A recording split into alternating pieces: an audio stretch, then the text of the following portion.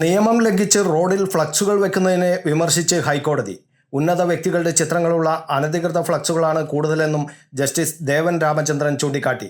തിരുവനന്തപുരത്ത് നിന്ന് മാത്രം 4000-ഓളം ഫ്ലക്സ് ബോർഡുകൾ നീക്കം ചെയ്തു. സംസ്ഥാനത്തെ ഏറ്റവും ശക്തരായ ആളുകളുടെ ചിത്രങ്ങളാണ് പല ഫ്ലക്സ് ബോർഡുകളിലുമുള്ളത്. ഫ്ലക്സ് ബോർഡുകളല്ല പ്രശസ്തി കൂട്ടുന്നതെന്ന് രാഷ്ട്രീയ പാർട്ടി നേതാക്കളോട് ആരെങ്കിലും പറഞ്ഞു കൊടുക്കണം. ഫ്ലക്സിൽ തൻ്റെ മുഖം വേണ്ട എന്ന് നേതാക്കൾ പറഞ്ഞാൽ തീരാവുന്ന പ്രശ്നമേയുള്ളൂ. ഏറ്റവും ശക്തരായ ആളുകളുടെ ചിത്രങ്ങളാണ് പല ഫ്ലക്സുകളിലുമുള്ളതെന്നിരിക്കെ ഉദ്യോഗസ്ഥർക്ക് എങ്ങനെയാണ് നടപടിയെടുക്കാനാവുക? ഈ സംസ്ഥാനത്തിൻ്റെ അവസ്ഥയോർത്ത് പരിതപിക്കാനേ കഴിയൂ. റോഡിൽ ഫ്ലക്സ് വെക്കുന്നതിന് കേസെടുക്കാത്തതും ഫൈൻ ഈടാക്കാത്തതും എന്തുകൊണ്ടാണ്? ഫ്ലക്സ് ബോർഡുകൾ കൊണ്ട് നിറയ്ക്കുന്നത് നവകേരളമല്ല.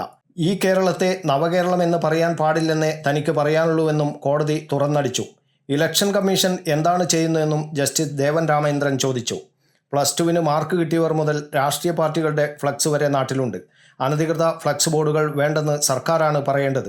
എന്തുകൊണ്ട് അങ്ങനെ ഉണ്ടാകുന്നില്ല? ഇലക്ഷൻ എന്ന് കേട്ടാൽ പേടിയാണ്. നാട് മുഴുവൻ ഫ്ലക്സ് കൊണ്ടുവന്ന് നിറയ്ക്കുമെന്നും കോടതി ചൂണ്ടിക്കാട്ടി. News bureau, Kannur media.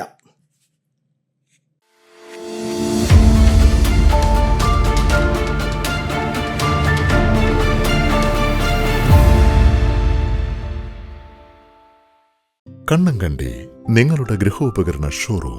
ലോകത്തിലെ ഏറ്റവും പ്രശസ്തമായ ബ്രാൻഡുകളുടെ ഉൽപ്പന്നങ്ങൾ, ലളിതമായ തവണ വ്യവസ്ഥയിൽ പലിശരഹിത വായ്പാ സൗകര്യം, മികച്ചതും കൃത്യതയാർന്നതുമായ വിൽപ്പനാനന്തര സേവനം.